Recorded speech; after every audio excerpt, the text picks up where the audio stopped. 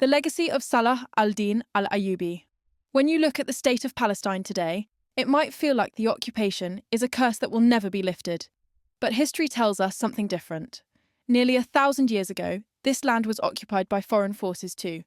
And just like today, people suffered under injustice, until one man rose up and changed everything. That man was Salah al-Din al-Ayyubi, born in 1138 in the city of Tikrit, Iraq. From a young age, he stood out with his deep faith, balanced character and love for knowledge. He never missed a prayer, read the Quran daily, and sought the company of scholars, travelling himself if needed. Even as a ruler, he taught his children to respect scholars and value learning. But Salah al-Din wasn't just devout, he was fair. So fair he once ruled in favour of a citizen of Damascus against his own nephew. And he was so generous, he died with almost no personal wealth left, having spent it all on his people.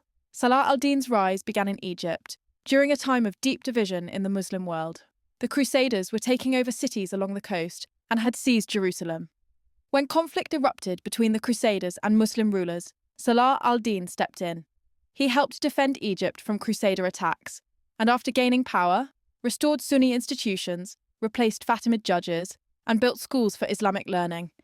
His growing strength worried his former ally, Sultan Nur al-Din, who tried to keep him in check, but fate intervened. In 1174, Nur al-Din died, and Salah al-Din took the chance to unite Egypt and the Levant. After years of war, alliances, and strategic moves, Salah al-Din earned official recognition from the Abbasid Caliph in 1175. He used this moment to expand further, even into Yemen and the Hejaz. Then came the turning point.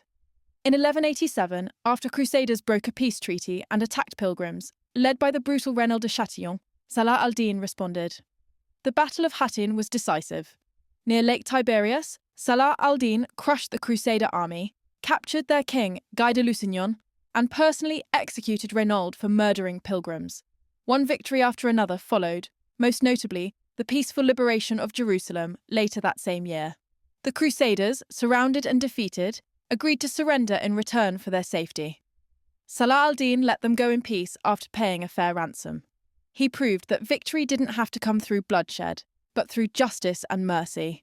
Salah al-Din was not just a warrior, he was a brilliant strategist. When the Third Crusade began in 1189, he faced Europe's might, Richard the Lionheart of England and Philip II of France. The Crusaders seized Acre and some coastal cities like Ascalon and Jaffa, but Salah al-Din held strong. By 1192, neither side had the strength to continue, and both agreed to a peace treaty. The result? Jerusalem stayed in Muslim hands. Christians were allowed to visit peacefully, and the Muslims regained control of vital lands like Ascalon. Even in sickness, Salah al-Din never wavered.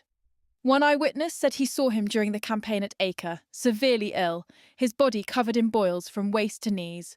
He couldn't even sit upright, yet every day he rode out from sunrise to sunset, inspecting the army lines, hiding his pain.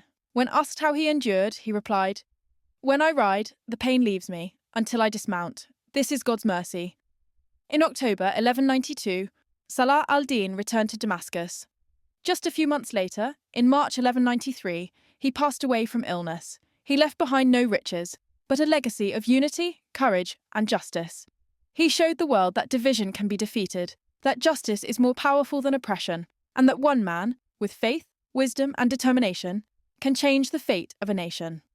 This was the story of Salah al-Din al-Ayyubi, not just a warrior, but a symbol of leadership, sacrifice, and moral strength. If you found his journey inspiring, don't forget to like, subscribe, and share this video, so more people can learn about a hero who made history.